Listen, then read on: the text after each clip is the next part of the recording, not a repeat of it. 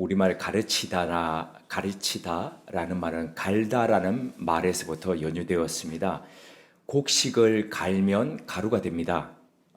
돌이나 쇠를 문지르면 갈면은 예전에 그 석기 시대 때부터 연장이 되기도 하고 또 쇠를 갈아서 날카로운 칼을 만들기도 합니다. 그래서 우리말 칼이라는 말은 갈이라는 말에서부터 왔습니다. 갈아서 만들었다는 것이죠. 이뿐만 아니라 밭을 갈면은 그 밭에 씨를 뿌려 씨앗이 날 수 있게 됩니다. 사람도 마찬가지입니다. 사람을 갈면 사람 속에 있던 미혹함이 슬기로움으로 바뀌어가게 되지요. 딱딱한 밭은 그 자체로 아무리 농부가 씨를 뿌려도 씨앗이 발아되고 뿌리를 내려서 열매를 맺을 수 없습니다. 딱딱한 그 자체로는 잡초만 무성하게 될 뿐입니다. 그래서 묵정밭으로 또 밭인지 아닌지 모를 정도로까지 그렇게 변해버리고 만 거죠. 예수님께서 말씀하셨던 네 가지 밭의 비유를 보면 길가밭, 돌짝밭, 그리고 가시밭, 좋은 밭, 네 가지 밭이 나옵니다. 근데 이 앞서 세 가지 밭과 네 번째 좋은 밭의 차이는 단 한 가지입니다. 그것은 갈아졌느냐, 갈아지지 않은 상태로 그대로 있느냐의 바로 그 차이입니다. 사도 바울과 바나바는 바나바의 고향인 구브로, 오늘날의 키프로스 섬이죠. 그곳을 첫 선교지로 삼아서 가서 복음을 전했습니다. 복음을 받아들이는 사람이 있었고 받아들이지 않는 사람이 있었습니다. 나름 그곳에서 복음의 열매를 보고 난 뒤에 그들은 다시 배를 타서 오늘날의 튀르키예 지역인 소아시아 지역으로 넘어갔습니다. 그곳에서도 복음으로 사람들의 마음을 갈았습니다. 그런데 사람들의 반응이 양분되었습니다. 어떤 사람들은 말씀을 그대로 받아들이는데 어떤 사람들은 그것을 심하게 거부했습니다. 열광적으로 받아들이는 사람들은 왜 열광적으로 복음을 받아들였고 왜 심하게 거부하는 사람들은 왜 그렇게 심하게 거부했을까요? 똑같은 컨텐츠인데 왜 정반대의 반응이 이렇게 나왔을까요? 그것은 그 사람들의 영혼의 안테나가 어디를 향하고 있었는지가 그 반응을 통해서 나오기 때문입니다. 말씀 앞에 반응을 보면 그 사람의 영적 상태가 가늠될 수 있다고 하는 게 바로 그렇습니다. 말씀 앞에서 열광하는 사람들을 향해서 바울과 바나바는 이런 말로 권면했습니다. 43절입니다. 항상 하나님의 은혜 가운데 있으라. 항상 하나님의 은혜 가운데 있으라는 것은 항상성, 지속성을 이야기하는 겁니다. 그런데 항상성, 지속성을 유지하기 위해서는 어떻게 해야 됩니까? 끊임없는 애씀과 수고가 있어야 합니다. 다이어트 해보신 분들 아시겠죠? 아마도 한두 번은 다들 다이어트 해보신 경험이 있으실 겁니다. 잠시 동안은 몸무게를 줄일 수 있습니다. 며칠 굶으면 쑥 내려가는 것 같습니다. 그런데 중요한 것은 항상 그 몸무게를 일정하게 유지해 가느냐, 이것이 관건이죠. 이걸 하기 위해서는 절제와 수고가 필요합니다. 이거 없으면 요요 현상이 발생됩니다. 요요라고 하는 게 우리 실 묶어서 이렇게 던졌다 하면 또르륵 내려갔다 그대로 말려서 올라오죠. 돌아오지 않습니까? 이것처럼 절제와 수고가 없으면 결코 이룰 수 없는 것이 다이어트이듯이 영혼의 상태도 마찬가지입니다. 악기를 조율해 가듯이 늘 조율해 가야 하는 것이 신앙생활입니다. 그래서 지난한 이 조율의 과정이 신앙생활에 반드시 필요합니다. 수시로 하늘의 뜻에 자기 삶을 비춰봐야 됩니다. 그래서 그 뜻을 기준 삼아서 내 뜻을 조율하고 바꾸고 또 꺾고 수정하면서 내 삶의 목표가 분명했지만 그러나 그 목표가 하나님의 뜻에 부합되지 않을 때는 기꺼이 접으면서 가는 그 조율해 가는 과정이 바로 이 신앙생활의 여정이라고 할 수 있습니다. 그래서 항상 지속이라는 이 말처럼 멈추지 않는 반복, 이것이 바로 신앙생활입니다. 그런데 왜 사도 바울과 바나바는 항상 노력해라라고 하지 않고 왜 항상 하나님의 은혜 가운데 있으라고 했을까요? 작심삼일이라는 말이 있죠. 마음을 먹으면 3일이 유통기한이라는 겁니다. 그만큼 참 쉽지 않다는 거죠. 내 마음이 아무리 굳세게 결심을 하더라도 시작 그렇게 했더라도 이게 그렇게 오래 가지 않는다는 겁니다. 이게 사람의 마음이라는 겁니다. 그래서 계속해서 주시는 하늘의 은혜가 임해야 살아갈 수 있고 그리고 지속해 갈 수 있다는 거죠. 만나의 유통기한은 하루였습니다. 그런데 주일 전에 안식일 전에는 이틀이었습니다. 그것처럼 매일매일마다 내리는 그 하나님의 은혜, 하나님의 말씀 앞에서 서면서 하나님 그렇습니다. 내 힘으로, 내 뜻대로, 내 마음대로 되지 않습니다. 하나님의 은혜가 있어야만이 내가 살 수 있습니다. 왜 새벽 기도를 사람들이 할까요? 왜 새벽에 잠을 줄여가면서까지 왜 그렇게 기도할까요? 어떤 분들은 이렇게 이야기합니다. 너는 새벽형 인간이니까. 누가 처음부터 새벽형 인간이었겠습니까? 아니지요. 처음부터 그렇게 시작된 거 아니죠. 다들 새벽에 잠이 옵니다.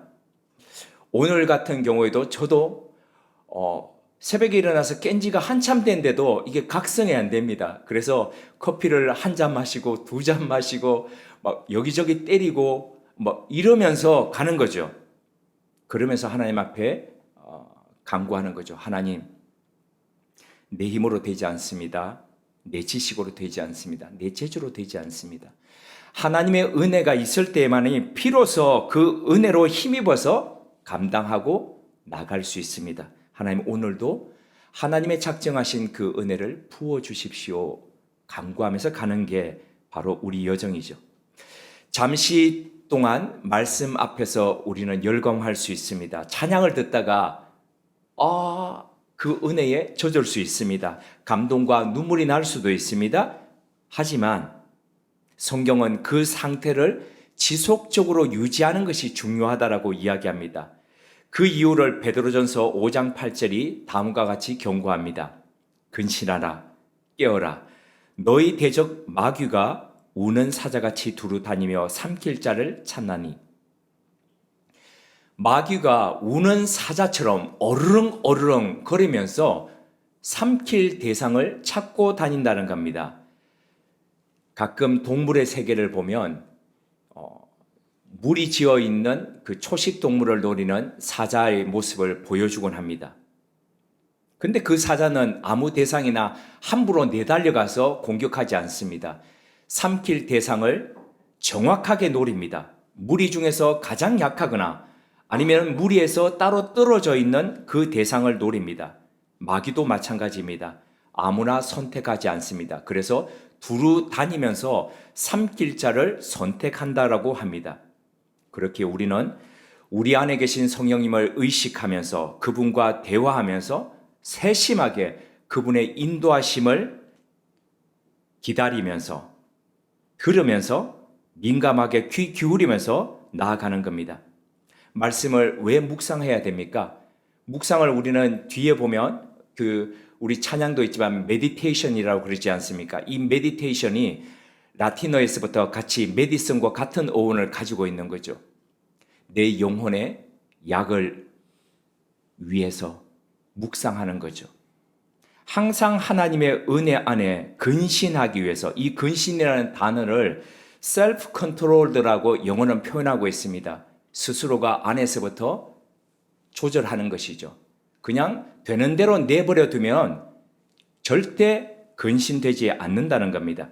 항상 하나님의 은혜 가운데 머물기 위해서 우리는 조절하고 또 조절하고 그러면서 나아가는 거죠.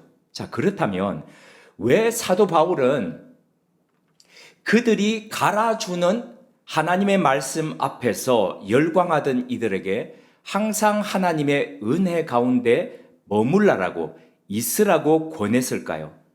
그것은 아마도 요 말씀을 나누기 전에 그들을 떠나서 선교 여행에서부터 이탈해 갔던 마가 요한이 있었기 때문에 마가 요한을 생각하면서 이 말씀을 했을 겁니다.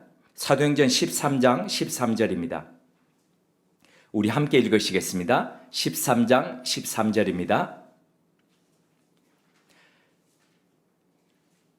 바울과 및 동행하는 사람들이 바보에서 배 타고 밤빌리아에 있는 버가에 이르니 요한은 그들에게서 떠나 예루살렘으로 돌아가고 AD 46년 마가 요한은 예루살렘에서부터 안디옥, 수리아 안디옥으로 왔습니다. 그 수리아 안디옥이 안디옥 교회가 있던 곳이죠. 그곳에 왔던 이유는 거기에 핵심적인 인물로 그의 외삼촌이 있었기 때문입니다. 그의 외삼촌이 바로 바나바입니다. 그래서 그 외삼촌과 더불어서 AD 47년경까지 그 안디옥 교회에 머물다가 그는 AD 47년에 그의 외삼촌이 선교팀을 꾸려서 바울과 함께 선교 여행을 떠날 때 그 팀에 같이 합류했습니다. 마가 요한을 그때의 수종자라고 표현을 하고 있습니다. 수종자라는 것은 그의 외삼촌과 바울을 서브하는 역할로 자청해서 거기에 들어갔다는 것입니다. 그들의 첫 선교지는 구브로 키프로스 섬이었습니다. 배를 타고 그곳에 가서 선교하고 난 뒤에 다시 배를 타고 소아시아 지역으로 넘어갔습니다. 그런데 어찌된 셈인지 버가, 그러니까 페르게에 이르렀을 때에 마가는 돌연 그 선교팀에서 이탈해서 되돌아가 버렸습니다. 그러니까 도망친 셈이 되는 겁니다. 근데 마가의 도망친 역사는, 흑역사는 이때가 처음이 아니라 두 번째였습니다. 첫 번째가 언제였냐면 그가 지었던 마가복음을 보면 이렇게 표현하고 있습니다. 겟세마네 동산에서 예수께서 잡히실 때에 홑 이불을 벗고 벌거벗은 몸으로 도망친 청년이 있었더라. 마가는 자기 이름을 적지는 않았지만 성경학자들은 거의가 대부분 그 도망쳤던 사람이 마가 자신이었고, 그리고 마가는 그때 자신의 행위를 속죄하는 마음으로 그렇게 적었다라고 이야기하고 있습니다. 그러니까 마가는 그때 도망친 이후에 지금 두 번째 도망을 하고 있는 겁니다. 그렇다면 왜 첫 번째 겟세마네 동산에서 마가는 도망쳤을까요? 무서웠기 때문입니다. 그 당시 마가의 나이 10대, 대부분 학자들은 17세 정도였다라고 보고 있습니다. 그렇다면 이번에 마가는 왜 무슨 일로 이탈해서 예루살렘으로 돌아갔을까요? 많은 사람들은 전도 여행이 힘들었을 것이라고 얘기합니다. 하지만 사도행전 기록으로 보면 살라미에서 바보까지 큰 박해나 고난이 없었습니다. 오히려 비교적 순조로웠습니다. 그러니까 힘들어서 그랬을 것이라고 이 말은 그렇게 타당하지가 않습니다. 두 번째로 사람들은 앞으로의 여정이 걱정되어서 그랬을 것이라고 이야기합니다. 밤빌리아에서 버가까지, 그리고 비시디아 안디옥까지 가는 여정, 그러니까 앞으로 남은 여정이 지옥행인 것은 맞았습니다. 해발 3,000m 고도입니다. 그러니까 산골짜기에서 만약에 겨울철에 거기 앞에 당했다면 3,000m 그 고지를 넘어간다는 것은 엄청난 고난이었을 겁니다. 눈보라가 몰아치고, 그리고 아마 알프스에서 3,000m 고지에 이렇게 케이블카를 하나, 아니면 산악열차를 타거나 아니면 스키를 타기 위해서 올라가 보셨던 분들은 경험하셨을 겁니다. 이렇게 삥 돌죠. 그러니까 삥 도는데 걷기가 참 힘듭니다. 밑에 평지에 있을 때보다도 오르내리기가 힘듭니다. 사람들이 그 제네바를 방문할 때에 꼭 데려가달라고 요청하는 것 중에 하나가 샤모니 몽블랑입니다. 그러니까 샤모니 몽블랑을 그래서 몇 번을 손님들을 모시고 갔다 온 적이 있습니다. 근데 처음에는 그냥 좋아서 같이 올라갔는데 나중에는 이게 싫어가지고 어지러운 게 싫어서 제가 표 다 끊어주고 자 여기서 타고 올라가시면 됩니다. 그러고 저는 밑에서 기다리겠습니다 했던 적이 있습니다. 희박한 곳에서 참 쉽지 않습니다. 그리고 그 산골짜기에는 강도들이 그 당시에 들끓었다라고 합니다. 마가 요한이 고향으로 되돌아갈 정도로 그 산은 넘기가 어려웠을 겁니다. 그리고 거리 역시도 190km 이상이 되었습니다. 그래서 마가는 이런 것들이 두려워서 돌아갔을 수 있습니다. 그리고 세 번째, 어떤 이들은 나이가 어렸던 마가가 이 향수병에 걸렸다라고 이야기합니다. 근데 이게 말이 되지가 않습니다. 왜냐하면 예수님이 잡힐 당시에 17세 정도였던 마가 요한이 지금은 17년이 지난 뒤였습니다. 그러니까 34세 정도가 되었습니다. 지금도 34세면 어리지 않습니다. 근데 지금부터 2000년 전에 평균 연령이, 수명이 40세 정도가 되었을 때에 34세는 이거는 완전히 장장년층입니다. 그런데 그 장장년층이 엄마 보고 싶어서 향수병이 나서 돌아갔다는 거, 이건 말이 되지 않는 거죠. 그렇다면 마가는 왜 돌아갔을까요? 앞서 마가가 바나바의 조카였다라고 말씀드렸죠. 삼촌 때문에 여기에 합류했습니다. 그리고 삼촌은 어떻게든지 자기 조카를 키워보고 싶은 마음이 있었을 겁니다. 그래서 그 삼촌 때문에 따라갔던 이 조카가 가만 보니까 선교팀의 가장 리더가 자기 삼촌이었는데 어느 순간 키프로스의 바보에서부터 지나서 가는 동안에 리더의 역할이 자기 삼촌에서부터, 외삼촌에서부터 바울로 바뀌는 것을 봤습니다. 여기서부터, 속에서부터 불만을 가졌을 수 있습니다. 실제로 보시면은 사도행전에 바나바와 사울이라고 하는 바울이 이렇게 나오다가 나중에 어느 순간 지나서 키프로스를 지나서 가면은 바울 이름이 먼저 나옵니다. 이게 바로 선교팀의 주도적인 이 위치가 바뀌었음을 암시하고 있는 대목입니다. 그래서 너무나도 이게 불편했다는 겁니다. 내 삼촌이 여기서 대장이었는데 왜 저 사람이 대장이 되어서 왜 저 사람의 의견에 따라야 되는가, 이런 마음이 그의 마음속에 들을 수 있었다는 겁니다. 자, 이런 네 가지 견해가 있습니다. 하지만 정확하게 이것이라고 하는 이유를 우리는 알 수가 없습니다. 다만 마가가 예루살렘 고향으로 되돌아간 문제에 대해서 나중에 사도행전 15장에 이르면은 이 바울과 바나바가 심한 다툼을 겪습니다. 심한 다툼을 왜 겪냐면 2차 선교 여행을 떠날 때에 바나바는 자기 조카에게 한 번 더 기회를 주고 싶어서 마가를 데려가려 합니다. 하지만 바울은 거기에 대해서 적극적으로 반대하면서 이전에 마가가 했던 행위를 이렇게 표현합니다. 배신의 행위라고 말입니다. 그로 인해서 둘이 엄청 다투어서 서로 갈라지게 되어서 2차 선교 여행은 둘이 다른 데로 가버리게 됩니다. 다시 되돌아갑니다. 왜 사도 바울은 그들이 말씀으로 갈아서 엎어서 주었던 그 사람들이 그 말씀 앞에서 열광하는 것을 보면서 왜 항상 하나님의 은혜 가운데 있으라고 권했을까요? 그것은 아마도 선교 여행에서 떠났던 마가 요한이 중도 포기하고 집으로 되돌아간 이유가 앞서 네 가지 이유였던지 아니면 네 가지 이유를 넘어선 무언가가 있었던지 간에 그 정말 이유는 마가가 하나님의 은혜 가운데 항상 있지 않았기 때문에 초래된 일이라고 보았기 때문일 겁니다. 라틴어 문장 중에 아니문 포르투나 세키투로라는 말이 있습니다.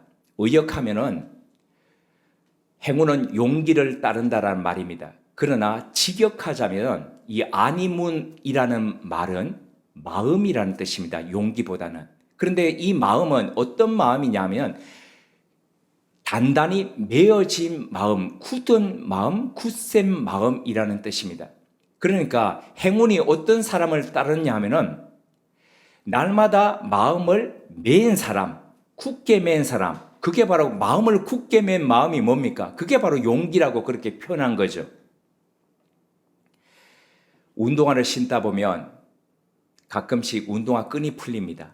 근데 어떤 때는 귀찮아가지고 그냥 몇 걸음 더 가는 때가 있죠. 그러면 이게 밟히지 않습니까? 그래서 그런 경험이 있다 보면 운동화 끈이 풀린 것을 보면 얼른 멈춰서 그 끈을 맵니다. 마음 역시도 마찬가지입니다. 처음부터 끝까지 초지일관하면서 변함없는 마음으로 가는 사람은 없습니다. 날마다 풀려진 그 마음을 맵니다. 날마다 새벽마다 일어나면서 늘 벅찬 마음으로 새벽기도 하고 벅찬 마음으로 하나님 앞에 서는 사람, 그런 사람 별로 없습니다. 피곤하고 고나기 때문에 누릅니다. 두드립니다. 그리고 다시 일어섭니다.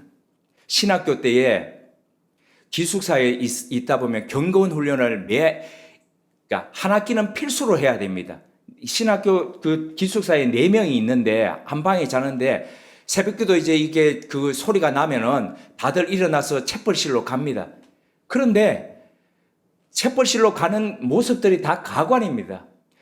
이 체육복 바람에 슬리퍼 칠 끄면서 뒤에서 막 비비면서 오는 사람이 있는 반면에 일어나서 매일마다 먼저 샤워하고 그 시간 기다리고 가는 사람이 있는 반면에 질질 끌려서 나오는 사람, 막 친구가 흔들어서 나오는 사람, 그러면서 신학교에는 전해져 오는 전설 같은 이런 말이 있습니다.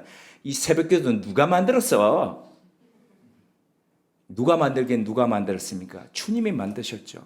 그런데 하나님의 아들이신 주님께서는 왜 새벽에 깨어나서 기도하셨습니까? 그분조차도 날마다 새벽마다 마음의 끈을 묶지 않으면 주님께서 주신 그 길을 달려갈 수 없기 때문에 매번마다 그 마음을 묶으신 거죠.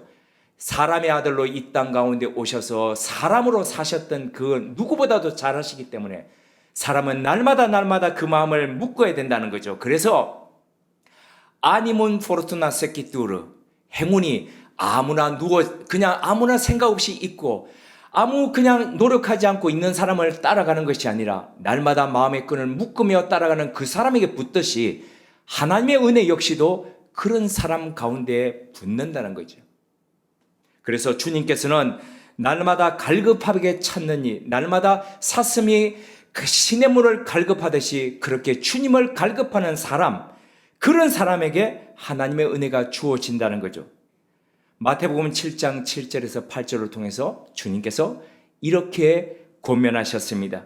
구하라 그리하면 너에게 주실 것이요, 찾으라 그리하면 찾아낼 것이요, 문을 두드리라 그리하면 너에게 열릴 것이니 구하는 이마다 받을 것이요, 찾는 이가 찾아낼 것이요, 두드리는 이에게 열릴 것이니라.